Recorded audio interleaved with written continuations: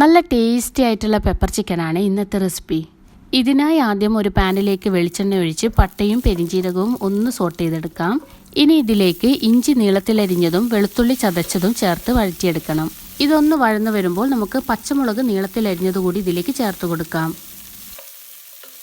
ഇനി ഇതിലേക്ക് ഒരു കൈപ്പിടി നിറയെ ചെറിയുള്ളി അരിഞ്ഞതും 5 വലിയുള്ളി അരിഞ്ഞതും കൂടി നമുക്ക് ചേർത്ത് കൊടുക്കാം.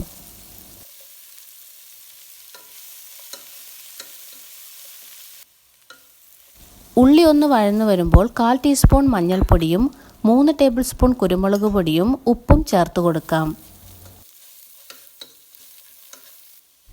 ഇനി ഇതിലേക്ക് കഴുകി വൃത്തിയാക്കി വെച്ച 1 കിലോ ചിക്കൻ ചേർത്ത് കൊടുക്കണം. ഈ മസാലയൊക്കെ ചിക്കനിൽ പിടിക്കാൻ നന്നായി ഇളക്കി കൊടുക്കാം. അതിനുശേഷം ഒരു കൈപ്പിടി നിറയെ കറിവേപ്പില കൂടി നമുക്കിതിലേക്ക് ചേർത്ത് കൊടുക്കാം.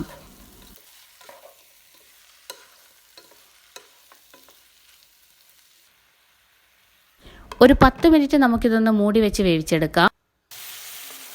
ഇടയ്ക്കൊന്ന് മൂടി തുറന്ന് ഇളക്കി കൊടുക്കാൻ മറക്കല്ലേ, അല്ലെങ്കിൽ അടിയിൽ പിടിക്കും. അതിനുശേഷം നമുക്ക് ഒരു 1/4 കപ്പ് തിളച്ച വെള്ളം ഒഴിച്ചു കൊടുക്കാം.